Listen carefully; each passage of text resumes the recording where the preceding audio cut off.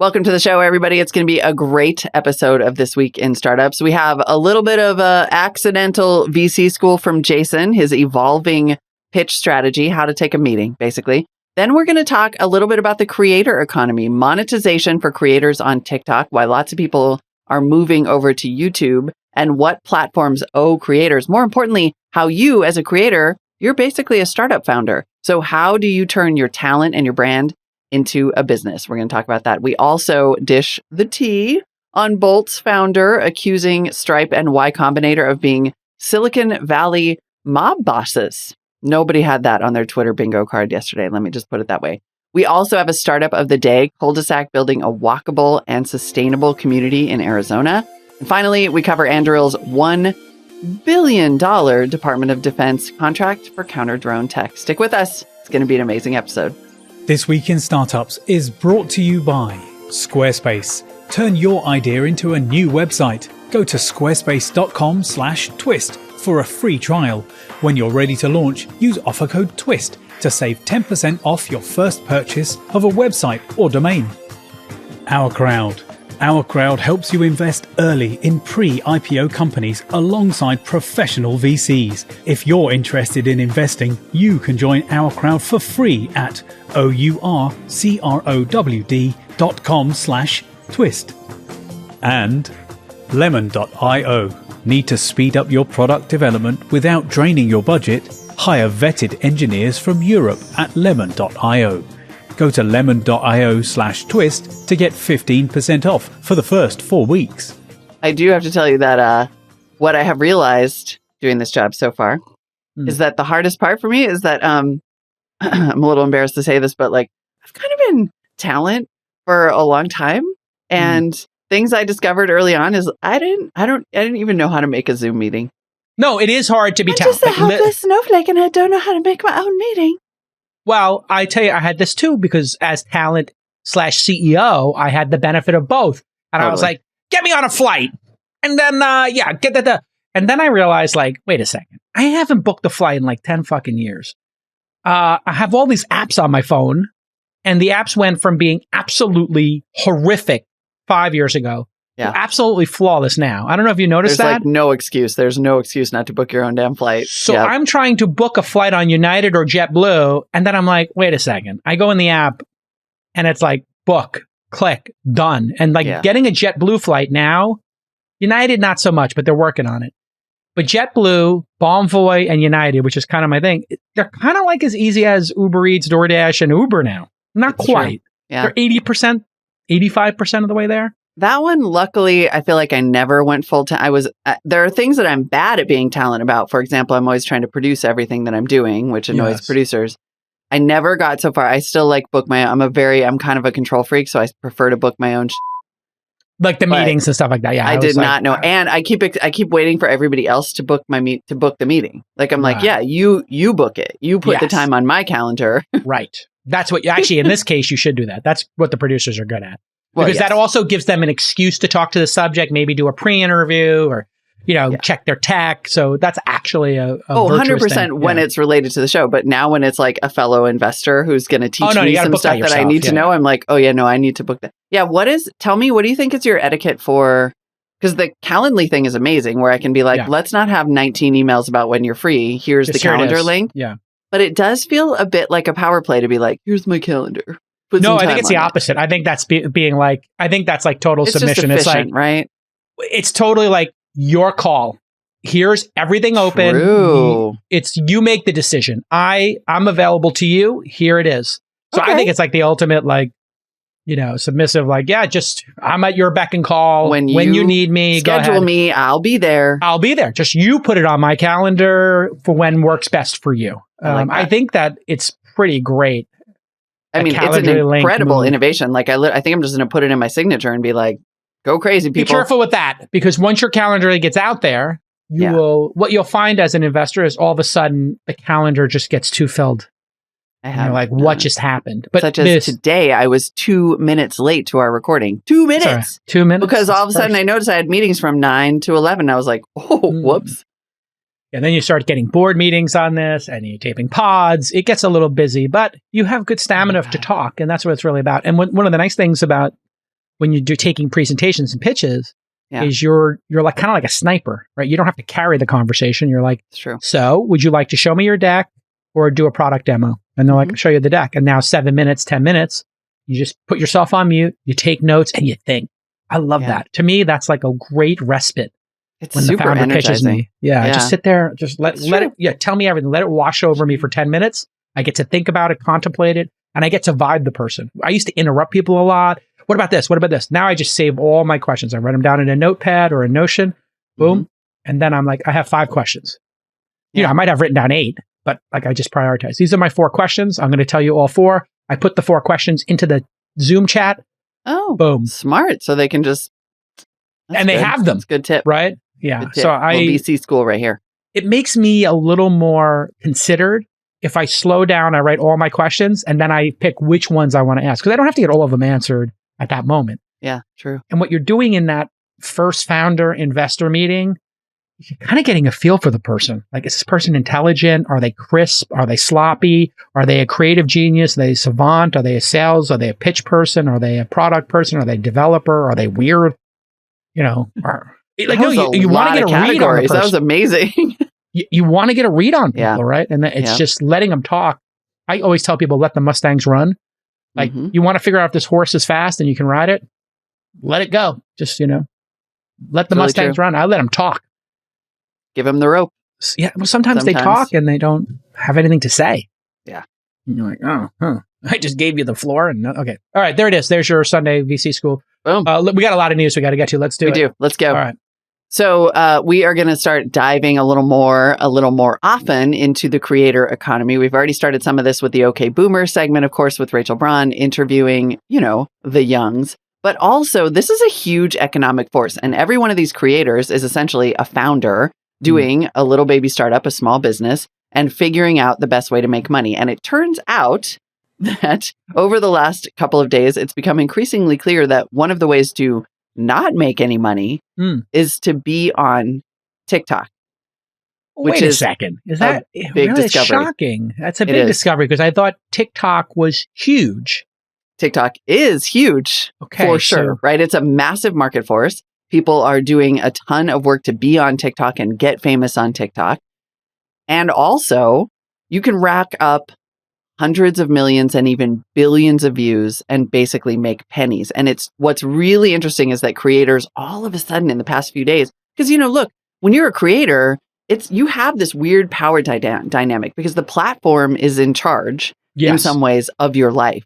Yeah. And so it's taken some pretty big creators, Mr. Beast and Hank Green, who is like OG creator, gets, tons YouTube and tons and tons of views, big YouTuber, did a video on YouTube basically being like, we got to be honest about this. The economics of TikTok are terrible. So Forbes reported. Let's get into I want to know the numbers because I have my own theory here that people are equating a YouTube view, which might be longer form, with a TikTok view, which is a quickie swipey and very short. So maybe there's some metric issues here. Let's get into the numbers. Yeah, no, that makes a bunch of sense. Okay, so the data is hard to come by. However, Mr. Beast posted a fund dashboard based on TikTok and said he had 200 million likes in 2021, 1 billion views on TikTok, but only made $15,000. Okay, 1 billion views equals $15,000. So $15,000. Yes. So Charli D'Amelio has 133 million followers. She earned $17.5 million last year. That was TikTok's top earner. But like many creators, look, lots of creators have discovered they need to diversify away from just streams and likes. And so a lot of them have merch. That's how Charli D'Amelio is making all of her money, her clothing line and promoting products in TikTok videos and other ads. That's also the case with Instagram. Instagram doesn't have a fund to pay creators directly, or at least didn't, I think, for a long time. They mostly make money through these influencer and merchandise deals. But if Charli D'Amelio, who uploaded 322 videos in 2021 and racked up 2 billion likes and 10 billion views, if she's earning money at the same rate as Mr. Beast, she would have earned $150,000. Makes sense. So we need to do some back of the envelope math like we are prone to do here. We need a sting for that, by the way. Like, don't we need a little, like, a sound effect for that? Like a calculator. Like a calculator? Like, or one of those old, timey registers. Remember the ones where you go, and then you hit the enter and it, so we need that kind of thing. We need a sting for back of the envelope now. Because this is your speciality. It's 2022, and it's a great time for you to start your own online business or a blog. And Squarespace is the answer. From websites and online stores to marketing tools and analytics, Squarespace is the all-in-one platform for you to build a beautiful online presence and run your business. It's not just about a beautiful marketing brochure online. It's really your core business now. And with Squarespace, you can publish content, promote your business, announce events or new projects. Plus, you can sell actual products and services and so much more. They have beautiful templates by world-class designers and powerful e-commerce functionality built in.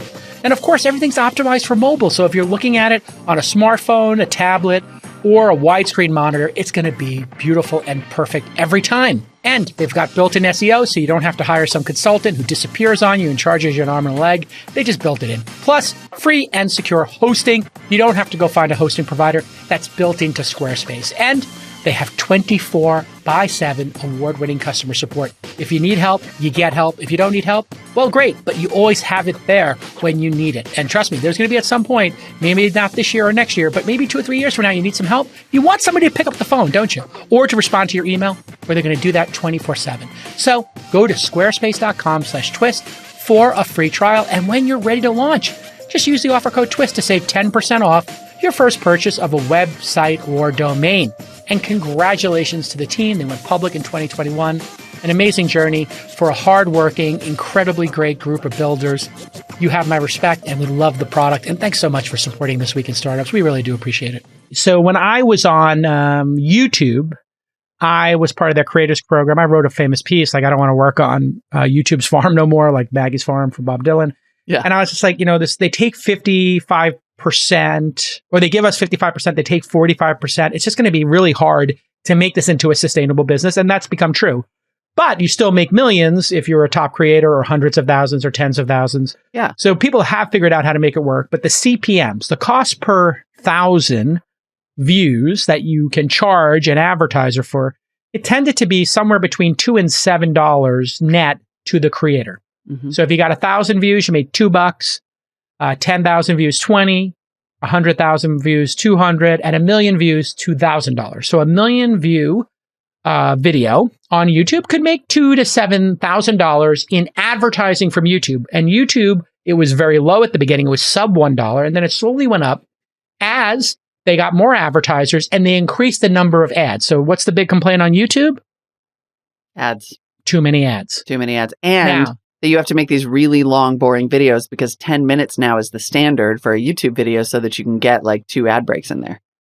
So yeah, because now they're putting ads into the middle of the videos, which is super annoying, which is why I pay for the YouTube Pro account, which is the greatest deal in all of media, I believe. So if you were to look, talking about CPM, I think we're talking about a 1 to 2 cent CPM. Okay. If we were to do the back of the envelope math here, I think that math is correct. Somebody can check me on it. We'll make a Google sheet later. Put it in the show So if notes. you went from, let's back up to the numbers here, 10 billion views, and you earn $150,000. Right. Something like that. 1 to 1.5 cents. Yeah. So what's happening here, I think we have to look at, Molly, is how are these views different? Well, the view is, when does it count as a view on TikTok? 1 second, 5 seconds? At what point do you actually consider it a view in their metrics? Mm-hmm. They're incented at TikTok to give you more views because it makes you feel better, right? Yep. So they would be incented when you hit, maybe, I would guess, 2 or 3 seconds of a video, they count that you got a view. So if I swiped by and I swiped immediately in under 3 seconds, maybe I don't get the view. Over 3 seconds I do. I don't know how they do it on TikTok. So that is making people conflate what is a quality view. That is, in YouTube terms, a monetizable view. Yeah. So I think there's a lot of, I would guess half the views on TikTok are not monetizable. So you cut the number in half, you obviously double the CPM. And then TikTok might not be showing that many ads early because they're trying to get people addicted to the service. Mm-hmm. Once people are addicted and they hit scale, then they'll do what YouTube did, which was, hey, we know you have no choice but to use YouTube. We're going to give you a ton of ads. Get used to hitting 5, 4, 3, 2, 1, skip ad. There's also fundamentally not a consistent way for creators to get paid. So you have two things going on. One is that, and look, it is probably easier to rack up a lot of views on TikTok on a 30-second to 2-minute tops, on a super short clip, versus Peter Notabaum, thank you, Nota Gang, for saying that the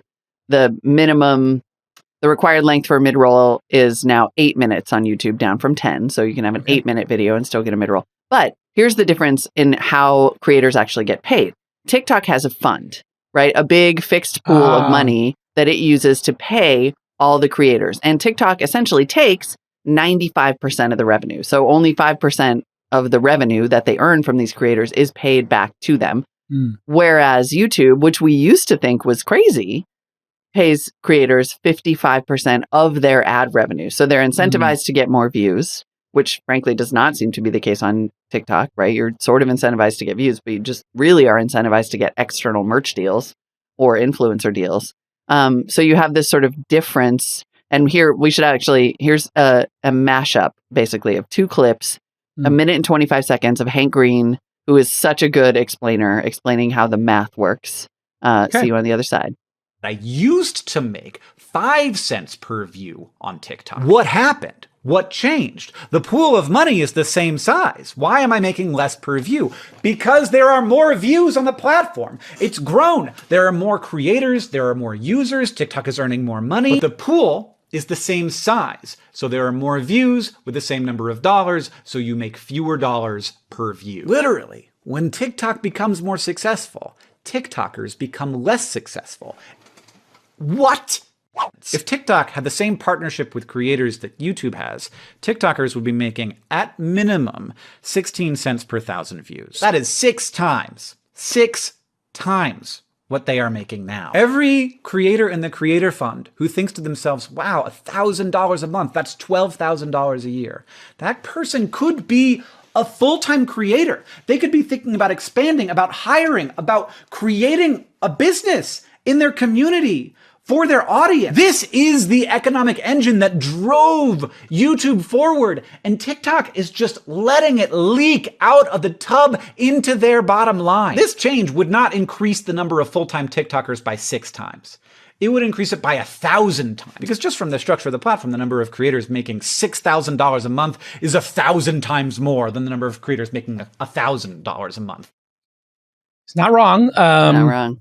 And yeah, it's just, I think what you have to look at is maybe I would do a 20-to-1 ratio of views from TikTok to YouTube to normalize. So if you 20-to-1 it, if you're saying 5 cents, 20 times 5 cents, $1. So if you do 25-to-1, maybe you start understanding the qualitative nature of monetizable views on YouTube versus TikTok. Because how often do you see an ad on TikTok? Maybe every 10 swipes up? I feel like never. Yeah. I don't know. I You just might keep have rolling. I mean, I guess I eventually do. Yeah, I think it's every 10 maybe. Maybe it's every 15. So I think they're lightly monetizing it, number one. I think the ads are less effective because people don't know how to use the platform yet. Like, I don't know what ad format actually works when people are moving at that violent of a pace. Like, if you're in that TikTok hypnotic zone, because that is like the fentanyl of social media, I have to say. It definitely is, yeah. Like, man, holy cow, that gets you like in the zone. So like an hour can go by and you're like, I don't remember anything I watched. Right. But I watched a bunch of stuff that I couldn't stop watching. It's really weird. It's like some dystopian, like, remember in Clockwork Orange, they pinned his eyes open? It's just like that. It's like, that's how I feel when I put on TikTok. I'm like, this is horrible. This person is dancing and I don't know their age and they're talking about things that I don't think at their age they should be talking. It's like watching Euphoria. I don't know what's happening in your algorithm, but mine is literally all like huskies, because I'm obsessed with how they howl, and other cute animals, like interspecies interactions. Like All In and This Week in Startups, Lizzo, a couple of impersonators, and then people dancing. Yeah. And like, I'm watching these people dance and I'm like, I really don't know like what the algorithm is showing me here, but do you watch this show Euphoria? by chance? I haven't seen it, but I know it. I know of it. Euphoria is like watching, like, do you ever see Requiem for a Dream? Mm-hmm. Like Bennett. I'm out. I'm out. Like I'm really not watching hard to Euphoria. watch, horrible. Yep. Like Euphoria is Requiem for a Dream plus High School Musical. Like it's like a bunch of Disney kids doing stuff that Disney kids should not be doing, drugs, sex, whatever. And I feel like that's where like TikTok eventually just like is just horrible. I really wish the service did not exist. And when I see kids on it, I'm just like, oi. What like, if they're just watching the Huskies? I don't know if you saw that Wall Street Journal I know article. they're not watching the Huskies. It's true. Like, I mean, they're basically it's very political. It's really interesting. I think it is psyops from the Chinese against America. I know it sounds crazy, but I think they want to polarize America, and that's why it just kind of goes to our worst. All around the world, tech companies are innovating and driving returns for investors, and Ourcrowd is an investment platform that analyzes many of these companies across the global private market. Then, they select startups with the greatest growth potential and bring them to you. From personalized medicine to cybersecurity, from robotics to quantum computing, and more.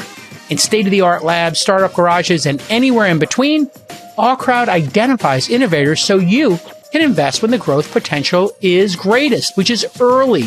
Ourcrowd's accredited investors have already invested over $1 billion in growing tech companies, and many of their members have benefited from their 46 IPOs or exits. And that's what it's all about. Invest early, and hopefully some of your companies make it to that amazing exit or IPO. So here's your call to action now. You can truly diversify your portfolio by investing early in innovative private market companies at Ourcrowd. Join the fastest growing venture capital investment community by just going to ourcrowd.com/twist. That's OURCROWD.com/twist. Whoa. You think TikTok wants to polarize America more than Facebook already successfully has, and more than YouTube, which like I think it's more effective. All I ever watch on the internet, because I don't spend a lot of time on this, all I ever watch is like cute animals and yoga. I do yoga with Adrian on YouTube. Yes. And I can be on YouTube for a grand total of 6 minutes before it's like, would you like to watch this video about red pilling? Like every freaking time I am on YouTube, it is recommending some video to me that's like, hey, do you want to hear about how women are the worst? Or do you want to hear about like Jordan Peterson? Vaccines, right. Vaccines were invented by TikTok Huskies. Like, I don't think anybody's got a monopoly on attempting to polarize Americans. I just think that they're better at it. I think the Chinese are better at it because they, instead of, like your feed on YouTube is supposed to be for Molly, mine's supposed to be for me. It's supposed to be based on our watch times on various things. So maybe you watched a little Joe Rogan and it gave you some Sam Harris or vice versa, and then it got you to Ben Shapiro or whatever. But I think TikTok is just only like YouTube I said, ever does that. TikTok only ever gives me cute animals exclusively. It has never not given me cute animals. Anyway, we're going to kick this. TikTok needs to be kicked out of the United States. Well, we do want to know. Correct. Okay, well, so then you don't care. This is all working for you because YouTube is winning the creator monetization wars. I think it's very interesting because it's like, longer. This has been a tale as old as time, right? In user-generated content, which you and I grew up on, which is what is the responsibility of the platform to compensate the people who make the platform exist by creating content. YouTube has been somewhat good at this. They have also been the only game in town. Now they have a TikTok competitor called Shorts, and they created a $100 million fund to start paying people for making, effectively TikToks. They are expanding the way creators can make money, including these technologies such as NFTs, and they're letting people make and sell digital goods. And so this is an opportunity. Frankly, this is a competitive opportunity. Like TikTok might end up just not being popular enough for creators or popular with creators who are actually looking to make money because they can't. Yeah, I mean, on all these platforms, I would look at them as like they're taking advantage of you. You need to take advantage of them. So how does one as a creator take advantage of them? Well, if you own emails, phone numbers, RSS subscribers, and a brand, those are things you actually own. Like your RSS feed is yours. And when people try to get rid of your RSS feed, they get rid of email addresses, they get rid of phone numbers. That's when you actually lose. Followers and subscribers on these services are not yours. As Facebook showed, they took away your follower account. You couldn't reach them. You had to pay to reach them. YouTube, you used to reach all your followers and subscribers all the time. Then they decide, how many of your subscribers you show up on their main feed, right? And so I look at all these and just say, how do we build the This Week in Startups brand, the All-In brand, whatever? How do we collect more emails? How do we get in touch with our true fans? And how do we build that deep, meaningful relationship with them, which Mr. Beast and other people are realizing and learning, which is, can I get 10% of my subscriber counts email? And that's how I would look at it.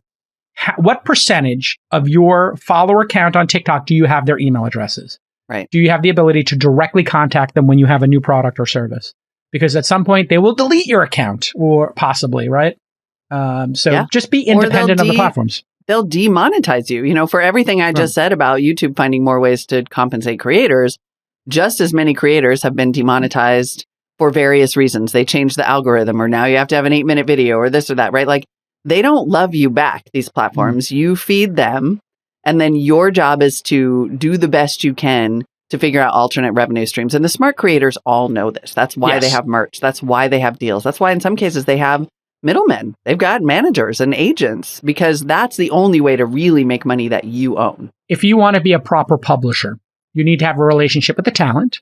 You need to have a relationship with your customers, a direct relationship with your customers, and a direct relationship with advertisers. What these platforms do is they abstract those things away from you.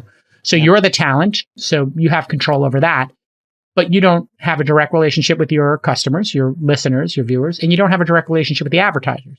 So they make it easier for you by taking away 2/3 of the work of being a publisher. So what you need to do as a publisher is take ownership of those 3 pillars of the stool. And so people have come to me over and over again, hey, we'll produce This Week in Startups, make it part of our network, we'll produce All-In. I'm like, nope, I would rather control the content. Thank you. Then they're like, oh, we'll sell your ads to you. I'm like, nope. I have 2 in-house ad sales executives. We have direct relationship with the advertisers. We talk to them. We understand what their goals are, etc. Not you. And then, what about the customers? Well, we have a direct line to them. We have them following us across 20 platforms. We have their emails, etc. And I think that's really the best thing you can do as a publisher. And everybody who hits any level of scale realizes this and then starts acting in their own interest, which is developing direct relationships with sponsors. Yeah. That's how you turn your creator gig into a business. Boom. Exactly. Professor J. Cow. That's it. It's a 3-legged stool. And you just have to ask yourself, are you balancing on one leg of the stool your talent? That's what a lot of these people are doing. And then Mr. Beast, who I know, he has direct relationships with partners. He has direct relationships with his customers, right? Therefore, his stool is nice and steady, right? That 3-legged stool, much stronger. And brand becomes like the 4th leg of the stool. So I would say, he probably has 3 of those 4 nice and stable. And I do think that's actually what's interesting, not to belabor this, but that's what I actually do think is interesting about this specific economy, the creator economy, is that because brand is now a leg of the stool in the way that it didn't used to be, creators can potentially afford to give away some of the control. They don't necessarily, it's sort of like cloud computing, right? They don't necessarily have to build the infrastructure to become a publisher. They could outsource that infrastructure to TikTok or YouTube, but they still have to construct the other legs around it. The owning the relationship with your users or your I mean, I think this is where having Patreon or subscribers works, right? So you see a lot of folks saying, you know what? Instead of having the direct relationship and monetize through the advertisers, like they could negatively impact the content. Therefore, I'm going to rely on this other leg of the 3 or 4-legged stool, depending on how you build it. And they say, you know what? This stool will be stronger if I'm getting the money from my Patreon, right? Like Red Scare does, or other folks, or Tom Merritt.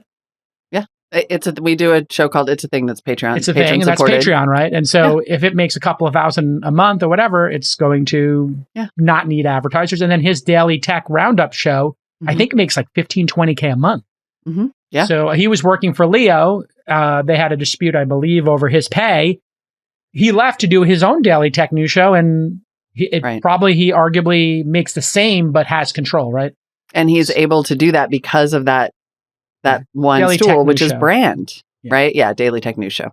His brand, right? And my friend Sam Harris, when I got him into podcasting and I helped him set that up and talked to him about it, he went with Patreon because he talks about terrorism, he talks about atheism. Like, it's just not good for advertisers. Like, Casper does not want to be in the middle of that discussion of Islamic terrorism / atheism, whatever.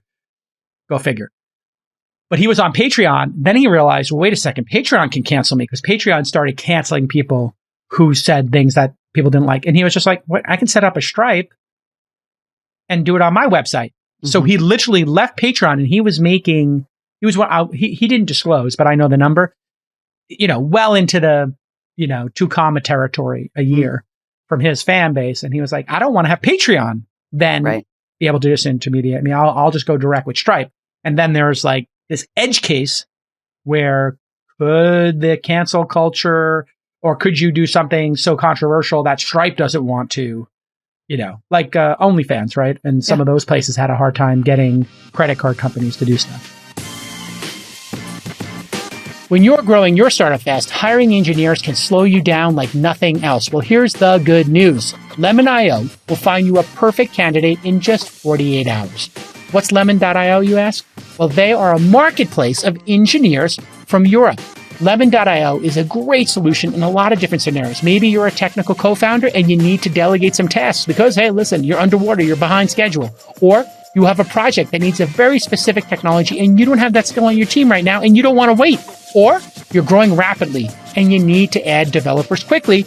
And let's face it, it's a dogfight out there to get developers. And here's a way for you to get one on very quickly. They're going to match you with a candidate within 48 hours. And if it doesn't work out, they'll replace the developer right away. They test and interview every developer to eliminate the risk of a failed project. So here's your call to action. If you could use a full-time or part-time developer to run your projects faster, go to lemon.io/twist. That's lemon.io/twist. And you'll receive a 15% discount for the first 4 weeks of work with any developer if you go to lemon.io/twist. Speaking of this question of who controls, who owns, who controls, super dishy posts. People are just speaking the truth or their truth, right? There's this sort of interesting thing where it's like, I'm going to take to the public. And in the case of these creators, it was about TikTok. In this case, it is a founder, Bolt founder and CEO Ryan Breslow, who appeared on episode 1313 of This Week in Startups, posted a thread on Twitter yesterday accusing Stripe and Y Combinator of being, not just being, but sort of colluding as the mob bosses of Silicon Valley. Spicy. Yeah, it was Unpack It was super dishy. So here's some basics. Let's go through what he said specifically. Yes, and let's start with sort of like some context. Bolt is one-click checkout software, right? Got it. Sort of competes with Stripe's payment APIs, not perfectly direct, but close enough. And his first tweet was, Stripe and Y Combinator, the mob bosses of Silicon Valley, a thread. Spicy. Dun, dun, dun. At this point, I paused the show, made some popcorn, poured some bourbon, and came on back to my chair. Yeah. Essentially, Breslow's claiming that Stripe bullies fintech competitors with Y Combinator's help because the two, evidently, according to Breslow, work closely together. This is true. Stripe is a Y Combinator darling. Stripe competes indirectly with Bolt. Bolt interviewed for YC with, according to Breslow, strong traction, a good team, and was declined. Then Breslow claims Stripe raised money from many of the top VCs in order to actively block other payments companies from raising from those same VCs. Breslow also claims Stripe and YC control Silicon Valley media via Hacker News. So they have a whole ecosystem of control here. He explained how a Bolt product release went to #1 on Hacker News, and then shortly after that, were displaced by a Stripe post, which was basically about the same topic. Breslow also claimed that Stripe funded a pre-launch one-click checkout competitor called Fast. That CEO, Dom Holland, was on episode 1103. You can skip that Breslow episode. said, so back to Hacker News. Breslow said that because Hacker News is owned by Y Combinator, it rigs the rankings to pump Stripe product releases to #1. And that's why Bolt's post about payments got bumped down all of a sudden. And that all of a sudden Stripe basically stood up a checkout competitor at the same valuation and with more capital just to fight off Bolt. Interesting. Yes. All right. This caused some Twitter. Yes. As you might imagine.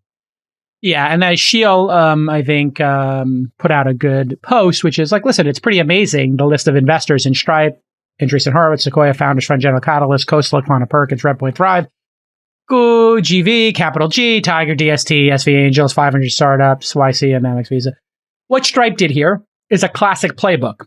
And if you get a bunch of different Silicon Valley people to invest, they only invest in one company in a category, considered distasteful, with the exception of accelerators and platforms like the Syndicate or AngelList, to double down and invest in multiple people in a category. It does happen from time to time that people will pivot their business, so you get a conflict. But if you invested in Uber, you were probably not supposed to invest in Lyft because they were direct competitors. And so what Uber did was it got a lot of investors, and it was pretty clear. I think everybody knew if you invested in Lyft, you were basically choosing them over Uber. Mm-hmm. If you invested in Stripe, you're picking them over other competitors. This is a pretty pragmatic, non-controversial strategy. But it does, in fact, act like a blocker. And it reminded me of Marriage Story where, if somebody met with a divorce attorney but didn't even hire them, but they had paid them the deposit, they now had a conflict. So you couldn't hire that divorce attorney. So there's this concept in Hollywood where like the high profile divorces, I think it was Heidi Klum or somebody like that, went and met with the top 10 divorce attorneys, put them all on retainer, told them like what their fears were about their divorce. Now those firms can't represent her spouse because they're conflicted out because she gave them the $5,000 retainer. So if you really are divorcing in some multi-billion-dollar thing, you can conflict out the other side's potential counsel. Wow. That's kind of what you're doing here, right? Right. I think that's like a high-level divorce strategy. So there is some truth, even if it's not a collusion situation. The truth is that if all of these huge names have already invested in Stripe, then if you come along in your bolt, you are kind of out of luck. You are. And then the person, let's say it's Redpoint or Founders Fund on this list, they want to own more shares of Stripe. They got to buy a tiny taste in the Series B. Now they want to put more in the C and D with their late stage fund. They don't want to piss off the brothers. Therefore, they don't do that. Now, Y Combinator, actually, it's kind of false. Y Combinator wanted to accept them the second time. Y Combinator bets on all kinds of conflicting people. In fact, that's created a little bit of controversy. So if you're Airbnb or Stripe and 20 different people come in who want to compete with Airbnb and Stripe, Y Combinator is going to accept you. And if you create the companies outside the US that compete with Airbnb and Stripe, they'll bet on you as well. And that has been a point of contention. But the fact is, like, these are very early stage companies. Where they start is never where they finish. They always pivot. So when you're Y Combinator or any accelerator, Techstars, our accelerator, Launch Accelerator, you really can't offer exclusivity because it's just too many companies and they change their business models 3 times in the first year, or their target customers often. So you never know where they're going to wind up. We've had people, start in a place and then they're like, you know what, we should be doing what, Robinhood is doing or Calm or Uber, and they pivot into those and, puts me in a position where when I go talk to the founders of those companies that I'm invested in, I'm like, yeah, they pivot into that. But the good news is if you want to buy them at some point, you can use us as a bridge. So we could help. So there's an expression that I heard early on, no conflict, no interest in private markets. Right. So no conflict, no interest. This whole thing is a mess and conflicted. People will throw the same criticism at me. Oh, Jake Howell's going to have, whoever on this podcast because he's an investor. Well, of course I am. Am I going to have their competitors on the pod? Yes, I've had Lyft on the pod. Would I have SoFi or, Headspace on the pod? Sure. Am I racing out to do that? Maybe not. But, so you're going to be conflicted all over the place. As another venture capitalist friend said, when you have a company that's a large competitor in a space, like, yes, they will crush you when it comes to fundraising. Yes, they will talk you to every VC. There is some, it seems that there is clearly some truth to the sharp elbows here. There is probably a replicatable strategy of taking a little bit of money from every big name in the valley so that you can, like you said, box out, future competitors. The question is it somehow coordinated? Is it a colluding thing? What somebody in the Nota gang says YC does act as a gatekeeper to protect monopolies created by them? No, they invest in the competitors. So the truth is that they invest in competitors of people they've already invested in. They do it on the regular. So the evidence is different. Now, if you look at Hacker News, if you consider Hacker News the YC alumni social news site, it's like a subreddit of YC founders. That's what it is. It's 70, 80, 90% YC founders. They all know each other.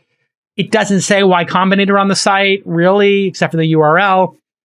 But you can be sure the mods, it's run by YC, it's controlled by YC. So yes, anything with Stripe. Now, is it coordinated? Probably not. What it is Stripe has the inside line. They come speak at YC. They offer them probably special deals. And YC partners encourage them because they own 6% of the company. It's worth $100 billion. It's a $6 billion position for Y Combinator. It's probably one of their biggest, if not the biggest, most meaningful position, along with Airbnb. Therefore, everything in that world is going to lean towards it. Just like you might hear me say, like, if somebody's like, oh, I got to get a Lyft, I'm like, you mean Uber? Or somebody's like, I love DoorDash. I'm like, we should try Uber Eats. Like, it's more like that kind of a thing where you're enthusiastic, but not a coordinated attack. But I understand why it feels like a coordinated attack. Totally. And I really like the way that you're putting it makes perfect sense, because of course there isn't going to be some, look, it's not journalism, right? It's not like church. Like there is bias. There is bias built into the system, and that bias is equity. Yes. Equity equals vote. Like equity you show somebody's you show me somebody's equity holdings, I will show you their opinion. Totally.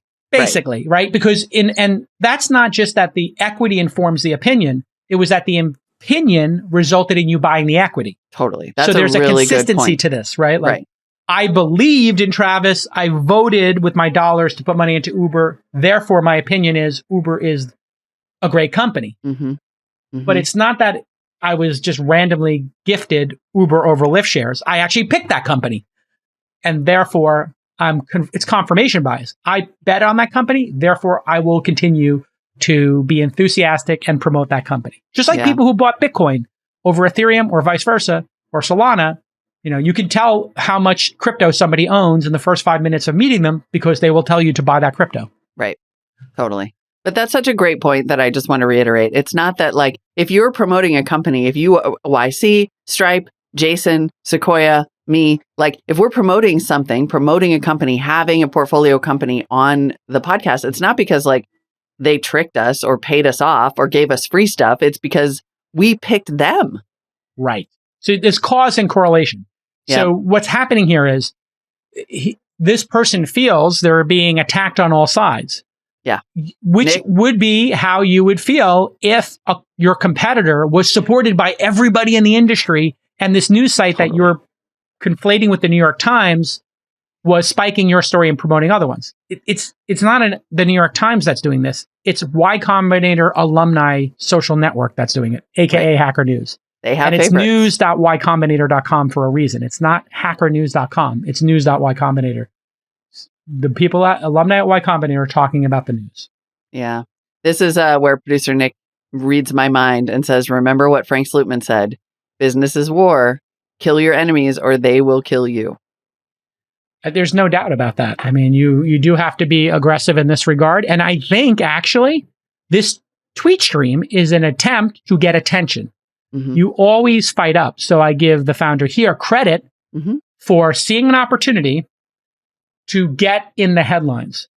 Okay, if I can't get on Hacker News and that channel's burned, okay, where can I get on? Oh, well, I can trend on Twitter by attacking Y Combinator, which has a built-up animosity towards it. There's so much animosity towards Y Combinator from two groups of people. Founders who didn't get in. So you left them at the altar. You didn't accept them. They weren't they weren't let into the club. So you got all that built up in animosity. And then you have the animosity of everybody who's in the venture community who's jealous of them getting 7% of a company for $100,000. Yeah. And people who don't get in at a $2 million valuation like they do, or $1.8 million valuation. So you have that animosity. So whenever you bring up somebody who's got that good of a deal, my Lord, it's going to be like, that's where you're going to get all these people who are going to retweet this and be like, oh, yeah, F those guys, they suck. And the reason is they're successful, and they have a disproportionate amount of power, and good for them. They built a great platform. It's just not it's not an industry built on fairness, but you fight every way you can. And so in some ways, kudos to Bolt CEO for getting all this attention and, potentially some new investors. Savvy. I mean, this is high level jujitsu. Yep. This is high level media jujitsu kung fu. I always tell people, like, if you want to get into a fight with people, just be careful. Like, and with Y Combinator, with them doing like this $375,000 blind bet. Like we had done that previously. I think we influenced them. And now I'm looking at it going, wait a second. Okay, now they're making that guaranteed. I didn't make it guaranteed. So people don't know this, but I went to the current accelerator class. I said to the 7 companies, hey, for 5 of the companies did not have an open note. I said to all 5, $8 million, $500K. Would you like this term sheet? We'll syndicate you for $500K for $8 million right now at the start of the accelerator. All 5 said yes.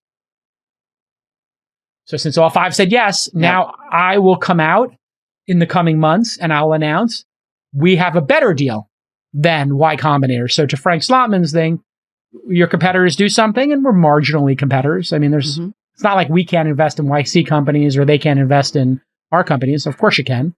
And they do, but I think you do have to take a warlike stance in this regard. Conflict equals drama. All right, let's do one more quick story. The drama. Let's do the startup of the day. Oh, great. Yes. I'll do this one.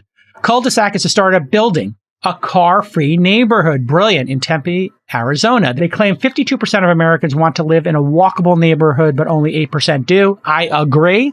My neighborhood is a fancy-dancy neighborhood with no sidewalks. When I lived in Brentwood in LA, it was a fancy-dancy neighborhood, and these maniacs in these 2 neighborhoods I've lived in my life do not want sidewalks because they don't want people walking outside their homes. It's infuriating because if you want to go for a run or ride your bike or take your kids on a bike ride, you have to risk their goddamn lives, and it's annoying as heck. So, stupid rich people. Oh, stupid rich people. It's like such a stupid... Bel Air does the same thing. No sidewalks in Bel Air. Everybody's on an acre lot, but they can't have like 10 seconds of, 10 feet of sidewalk. It's ridiculous. So, quote from their fundraising announcement of $30 million. With record increases in congestion, loneliness, traffic fatalities, and global warming, building a new option for the way we live has never been more important. $30 million was led by Khosla with participation for Founders Fund, Initialize, and others. Valuation wasn't disclosed. I'll say it was for 20% of the company, which puts you at $150 million post-money valuation is my guess. Yeah, informed guess. You know, those kind of folks would want to own about 20% of the company. So that would equal a 120 pre, 150 post. I'm probably within 10-20% of that number. First neighborhood will officially open sometime later in 2022. Here's a 3D rendering of what the community will look like. What's so interesting about this is it really is a planned development, and they're starting to do more of this in a couple of European cities. It's become a little bit of an experiment. And the truth is, like, they're right in saying that 52% of people want to live like this. You got people on their bikes and they're walking around, and there's cafes where you can sort of just like sit outside. It's perfect for COVID time because there's lots of outdoor spaces. It's also in Arizona. So they have potentially a benefit. The Noda Gang is saying, damn, this metaverse is nice, which is totally true. But look, we know from just real estate stats, right? Like my real estate agent calls it the $100,000 coffee is what he calls it. He's like, people will pay $100,000 over what they otherwise would have paid because they think they can walk to coffee and they want to do that. 100%. I mean, it is 100% something that people value and want to do, not to mention I would have, this is a deal that had I been in this job a few years ago, because I've been hearing about Culdesac for a while, I would have thrown money at this because it's a game changer. 100%. Yeah. And if you look at it, you're going to have less CO2 emissions, so that's good for the planet. You have more convenience. If you have kids and dogs, you can go downstairs, not worry about them getting run over and hit by cars. The only thing I ever wonder about with these is, this is stupid and pragmatic, but if an ambulance comes to your house, can they get to your house if you're on one of these things? And I think the way they do this is these streets are wide enough for an ambulance, or let's say you had a piano delivered, for them to come get you. You just have to lower like a gate somewhere, or those pylons they put in with a lock on them. Those, the fire department or police can press a button and have them automatically come down. And it looks like you could reach any of these apartments with a fire truck or an ambulance. I think they think that through when they build these. Interesting. Brilliant idea. I'm not sure if there's a venture investment there. A lot of paranoia. I wonder how it's a venture investment. Like you do have this in other neighborhoods, like in Venice, they have the walk streets, and you're always like, if it's a walk street, how do I get my groceries? Or like, right. If you got a lot of groceries, you're this location. They have wagons. They have wagons. Right. So Culdesac says this location in Tempe is the first car-free community built from scratch in the United States. 55% of it is open space. It's got a grocery store, coffee shop, restaurant, bike shop, co-working space.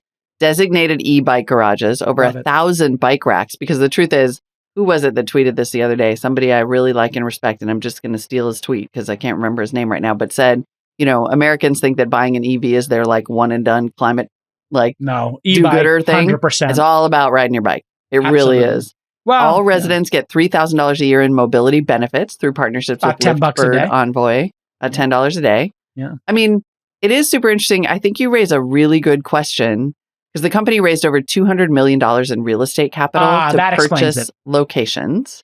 Right. They did not mention how this plays into the Series A, which is only $30 million. So you raise a really good question, which is how I know is the answer. this? Yeah, because I'm on the board company? of Blockable, which is building housing in factories. Uh-huh. And so Blockable is doing something similar in this regard. I'll leave it up to them to when they disclose that or how they disclose it. But if you're building a real estate project like this, there are real estate investors who have a desire to make a certain profile and they have certain tax treatment they want. You can find those real estate investors up and down Wall Street, Main Street, family offices. So they will invest on a project by project basis with a certain tax and investment horizon. Whereas venture folks want to invest in the core technology. So what they do here is each community, I'm certain, they will find real estate investors, offer it to the venture investors if they want to, but the venture investors want to own the operating company with the technology, the marketplaces, and whatever else IP there is here. And then they would get, I bet you they're going to raise this $200 million to build this community. And then they own 10% of the community or 20% of the community for building the technology and the infrastructure and the SaaS software. That makes sense? So then after every 5 communities they build, maybe let's say they own 20% of it for building it and the real estate people who underwrote it own 80%. Yeah. Every 5th community, this company, Culdesac, basically owns an entire community. Got it. So in the same way, like Airbnb doesn't own the inventory on their platform, but they do take 10, 20% of the value out of the ecosystem. It's going to be something similar here.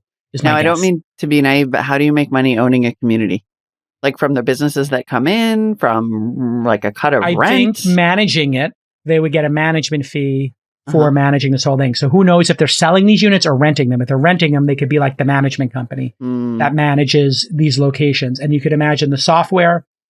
You could imagine collecting the rent or the storefronts and all that. All of that's being managed by a management company that has revenue thrown off. Right. And it's 100% technology enabled. And just think about all the ancillary services. So when they build this pop-up community, they could have one fiber line come in for $5,000 a month. And if it does 300 units, they could be charging $100 per unit, making $30,000, costing them $5,000, and you would have better T1s. Yep. So you start thinking about, all those kind of incremental concepts, right? It's an interesting challenge. It really is. I mean, community building is no joke. It is super. I mean, but this is this is a thing that like cities don't have the will to, finance some new construction of a completely new type of neighborhood and bring in all the businesses. And so it's like, if we're going to do this, I guess this is one of the models that's going to make it happen because it's sort of how we have to. All right. Exactly. All right. Maybe we'll just whip through this one really quick. Anduril, Palmer Luckey's company. He doesn't like me, unfortunately, because I said something about him in the Oculus days when he left Facebook. So he won't come on the show, but I'm enamored with what he's doing. Would love to have him on the pod because I think he's an interesting cat. He just won $1 billion contract with the U.S. Department of Defense for its counter-drone technology. I love Palmer Luckey as like a maniac entrepreneur, does crazy stuff in the world. Like Oculus and this. So I find him a fascinating person. Contract will be paid out over the next 10 years by U.S. SOCOM, Special Operations Command. Super cool. Palmer Luckey tweeted the exact number of the contract. Boom. It's a 5-year-old company. Honestly, if I were a 5-year-old company that landed $1 billion contract, I also would tweet out the exact amount. I would have included the pennies. I love, here. Yeah. Totally. I love what he's doing. I think all this like advanced military tech that doesn't require soldiers and to get into like the middle of the fray are cool. And I think we have to compete with the Chinese, who are probably building really advanced drone technology to do things like take over Taiwan eventually. This guy, I mean, listen, I'm not just saying this. Like, I think it's actually a cool thing for an American to do is to build advanced technology. I want to go all Tony Stark here. But like Google not being willing to build this technology or Apple not being willing to build this technology, somebody has to build military technology in case China jumps the fence on the and decides, hey, Hong Kong's not enough. I mean, Uyghurs, look, it's cares. fascinating technology, and you're absolutely right. And we need I to think now like the take fact that a over, lot of companies have shied away from this. We need to now take over you can Taiwan. and should ask a lot of questions about autonomous drones. Exactly. Even if they are meant to attack and kill other autonomous drones, any device that is weapons hot and capable of making its own decisions, we should ask a lot of hard questions about. But as a purely business matter, if Microsoft and Google have vacated, Microsoft is still doing government contracts, but if Google has vacated and you can land $1 billion government contract, like that's smart business. And I don't see how we have a choice to build autonomous AI weapon systems if China or Russia are going to build them, or Iran. So this may not be something we have a choice over. Again, this is a big discussion, but it is. Let's watch this 90-second video. So here we go. Yeah, we're going to narrate this too. And this looks like Star Wars to me. To be clear, defense workers from anywhere in the world can use Anduril's operating system, which is called Lattice OS. It sets up, the business is to set up these sentry towers to monitor large areas for enemy drones using radar and infrared to launch counter drones that can autonomously attack and destroy enemy drones. I mean, look, I am a giant action movie fan like this. I love this. Like, I can have a little military. But look, I mean, the other thing is like Palmer's making stuff that looks rad. So like this thing is like, looks like a little like R2-D2 droid that then flares up a bunch of sensors and then a drone comes in and the murder drone's coming to blow some shit up. And somebody's like at their laptop and they're like, nope, here's a bunch of tiny little Tony Stark missiles. I'm sorry. Can we talk about the porno shot of like opening the case with all the bullets inside? Those are like little tiny, beautiful. That's right. Like Boba Fett style rockets. You know how Boba Fett has the little rocket pack or like on his wrist? Totally, like or the Mandalorian, just like pew, pew, pew. Yeah, exactly. Those are pew, pew, pew rockets. I like a pew, pew, pew rocket. Like a nice tiny one that zips in and just gets the job done. I'm like, all of the parts of my personality are warring with each other right now because if you could see this drone knock this other drone out of the sky, you would be like, awesome. USA, USA. Yeah. Like, and you know what? It is awesome and terrifying. It's so terrifying. Well, here's the thing. It's only the next 9/11, God forbid, is going to be an autonomous drone. Is going to be an autonomous drone. So at some point, Al Qaeda will figure this out, or Hamas, Hezbollah, whoever, China, and they're going to start sending these things and killing innocents, and they're going to start blowing up buildings like they did on 9/11. This is the new frontier. We got to be ready for it. So let's shoot them out of the sky before they kill our citizens. Great job, Palmer Luckey. Come on the pod sometime. Come on the pod. I like Palmer. And the best part about this is the government realizes insane, crazy, vibrant entrepreneurs are better at building advanced tech that looks really cool and is effective. So give Elon the money, give Palmer Luckey the money, give whoever it is the money to build spaceships, satellites, and let our private sector companies run, and let's win. Because it's existential. We have to beat the communists and the dictators in the world. Period. End of story. That's my feeling. I'm sticking to it. I don't know how you feel, Mo. I love it. I feel as clearly, look, I'm a Gemini. There's two fully formed humans in here, and they are in deep conflict right now because on the one hand, crazy entrepreneurs don't always care if you die in the process. And when you're starting to talk about rocket ships and moving vehicles that weigh 3 tons and autonomous drones, like, you really hope that there's a lot of diligence on the government side. And let's be real, there's not. And on the other hand, everything you said. Exactly. All right. We'll see you next time. Bye-bye. Bye.